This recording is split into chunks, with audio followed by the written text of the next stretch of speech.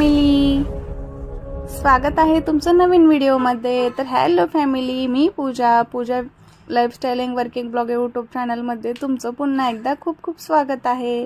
तर स्वागत आहे माझ्या नवीन व्हिडिओमध्ये। तर नवीन दिवसाची नवीन अशी सुरुवात झालेली आहे आणि राजच्या माझ्या गप्पा हे व्हिडिओच्या सुरुवातीलाच स्टार्ट झालेल्या आहेत, कारण राजना फ्रीजरमधून बर्फचे तुकडे इथे घेऊन आला आणि बर्फला काय म्हणतात म्हटलं तर त्यांना खूप वेगवेगळ्या गोष्टींमध्ये सांगितलं, पण तुम्हाला ना ह्या व्हिडिओमध्ये ते पाहायला नाही भेटणार, त्याच्यासाठी मी एक नेक्स्ट व्हिडिओ तुमच्यासाठी टाकेलच। तर राजचं आणि माझं खूप इथं थंड बर्फासोबत वगैरे खेळणं चालू होतं आणि तो पण इथे गालाला वगैरे लावत होता, मम्मा किती छान वाटतं वगैरे म्हणून। आणि खरंच बर्फ वगैरे ना हे करणं, क्लिंजिंग करणं बर्फाने चेहऱ्यावरती उन्हाळ्यामध्ये खरंच खूप फायदेशीर आहे, ते पण तुम्ही नक्की ट्राय करा। तर नवीन दिवसाची नवीन सुरुवात झालेली आहे। तर आजच्या डे ब्लॉगमध्ये ना तुम्हाला राजने काय काय घाई गोंधळ केलेला आहे, काय काय सांडा लोंडा केलेला आहे ते पाहायला भेटेल, त्यामुळे सबस्क्राईब करा आणि व्हिडिओ कंटिन्यू करा। चहा बिस्किट खायचे, मारू नको तू। चहा बिस्किट खायचंय तुला? अच्छा ठीक आहे। बघा इथे राजला ना चहा आणि बिस्किट खायचं होतं आणि मला पण ना खूप दिवस झाले चहा वगैरे घेतला नव्हता मी, त्याच्यामुळे इथे मला पण चहा बिस्किट वगैरे खायचं होतं, पण मी चहा काही बनवलेला नाहीये, त्याच्यामुळे मी इथे कॉफी वगैरे बनवली आणि काही वेळेस राजला इथे कॉफी वगैरे दिलं आणि मी पण कॉफी वगैरे घेतली, त्याला थोडंसं दूध मिक्स करून दिलेलं होतं।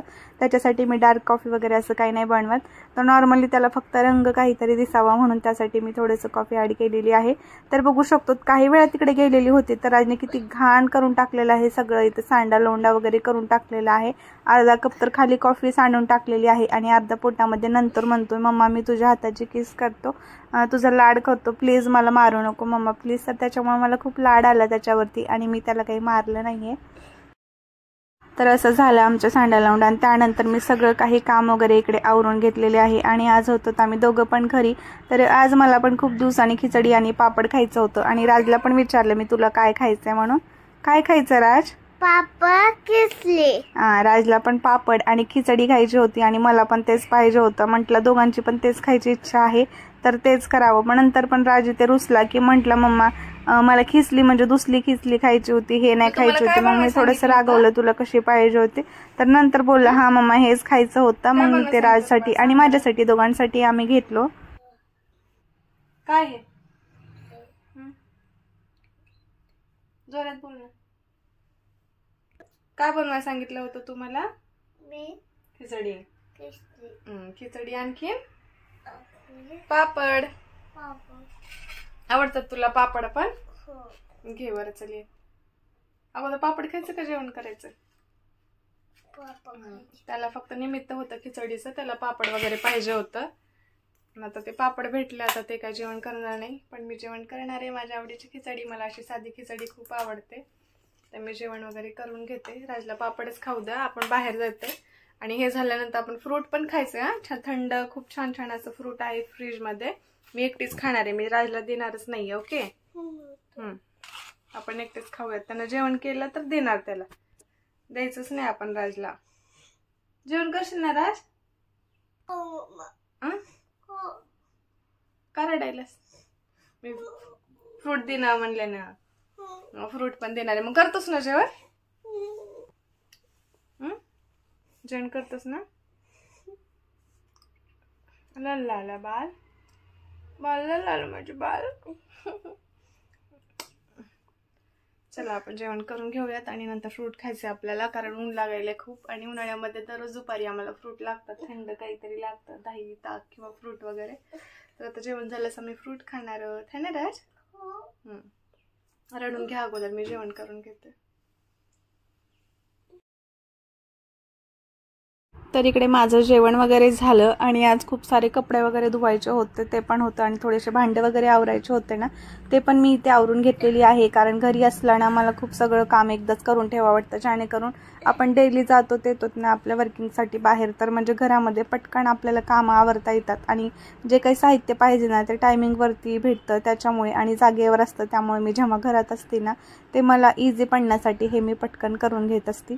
तरी ते मी जेवण वगैरे केलं, पण राजने काही जेवण वगैरे नाही केलं, तू हट्टीपणाच करून बसला, रडत होता तो। त्याच्यानंतर मग म्हणला मम्मा मला फ्रूट दे, जेवण नाही करायचं, तर त्याच्यामुळे आम्ही फ्रूट वगैरे घेतला। कोणाचं नाक स्वच्छ करायली होती मी? बघा इकडे मी कुकर लावलंय त्यातलं पाणी खाली येतंय म्हणून थोडस गॅस बारीक केला आणि हा कपडा होता याच्याने मी बाजूचं पाणी साफ करून घेत होती.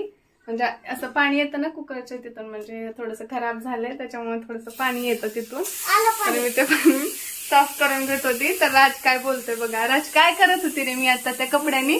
त्या कपड्याने नाक पुसायला होती. कसं पुसायला होतं? असं कसं पुसतात नाक? हा कसं? असं. तू कसं पुसतोस तुझं नाक? मी असं. तुला सर्दी होते का? तुझं नाक पुसावं लागते ना? मला म्हणतो याला सर्दी झाली का मग, याचं नाक गळायलंय आणि याचं नाक स्वच्छ करायलीस का असं म्हणायला. किती आगाव आहे बघ बोलायला. आगाव आहेस तू? मम्मा तिचं नाक पुसायला दिसतं मला तसंच. काय दिसायला काय वाटायला होतं तुला ते बघून? ती बघून नाक पुसलेलं तीच. कसं पुसतात म्हणून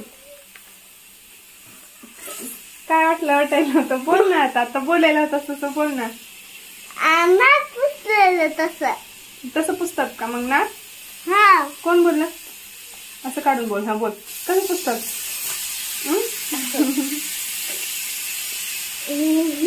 आता काय बोलायला होतं बोल ना. आता असं नाक पुसतोय. तुझं नाक काय? माझं नाक काय? नाकच नाहीये तुला. नाही काय? छोटं छोटंच नाक आहे. नाही नाकच नाहीये तुला. हाय नाही. नाही हाय हाय. तर राजना कुठल्या पण गोष्टीमध्ये असंच कॉमेडी करत असतो. तर ते कुकरच्या वरती पाणी येत होतं, मी त्याला कपड्याने साफ केलं तर बोललो मम्मा त्याला सर्दी झाली आहे का आणि तो त्याचं नाक साफ करते का असं तो बोलत होता. तर फॅमिली अशा पद्धतीने माझी आणि राजची नेहमी कॉमेडी चालतच असते. तर दिवसाचा सर्व छान आमचा ब्लॉग झालेला आहे. संध्याकाळच्या स्वयंपाकाची इथे मी तयारी करते. हे भाजी वगैरे इकडे मला स्वच्छ करून ठेवायचं आहे. इकडे माझे भांडे वगैरे आवरून झालेले आहेत. तर आजचा हा व्हिडिओ कसा वाटला कमेंटमध्ये नक्की सांगा. भेटू पुन्हा नवीन व्हिडिओमध्ये.